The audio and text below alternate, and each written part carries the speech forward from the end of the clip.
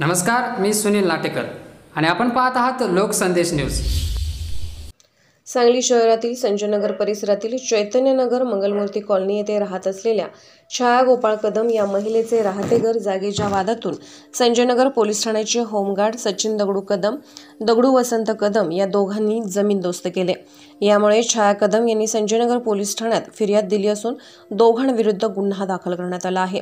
याबाबत अधिक माहिती अशी की चैतन्यनगर संजयनगर येथील मंगलमूर्ती कॉलनीमध्ये राहत असलेल्या छाया गोपाळ कदम यांच्या राहत्या 2 खोल्या व पत्र्याचे शेड संजयनगर पोलीस ठाण्याचे कार्यरत असलेले सचिन दगडू कदम वय वर्ष 35, त्यांचे वडील दगडू वसंत कदम वय वर्ष 65 यांनी उद्ध्वस्त करून घरातील संसार उपयुक्त साहित्य गायब केले आहे, अशी माहिती कदम कुटुंबियांनी दिली।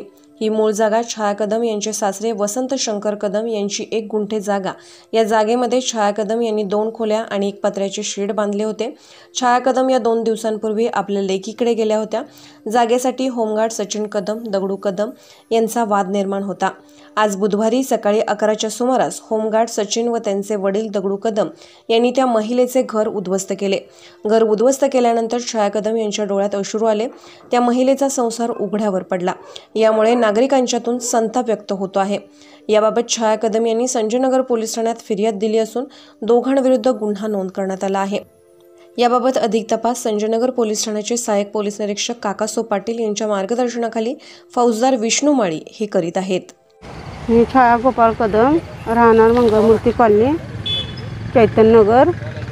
या घराच्या वादानं माझ्या नातेवाईकच्या मी गेलते कोल्हापूरला मुलगीकडं। तिथून आले तरी माझं घर सगळं फोडून उद्ध्वस्त केले, सगळा पसारा घेऊन गेलेत। माझ्या दिरानं दगडू वसंत कदम आणि सचिन दगडू कदम हिने दोघांनी मिळून माझ्या घरात सगळं उद्ध्वस्त केले।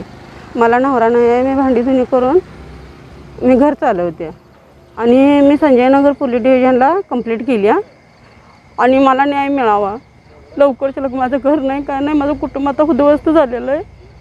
आम्हाला राहायला सुद्धा जागा नाही आहे।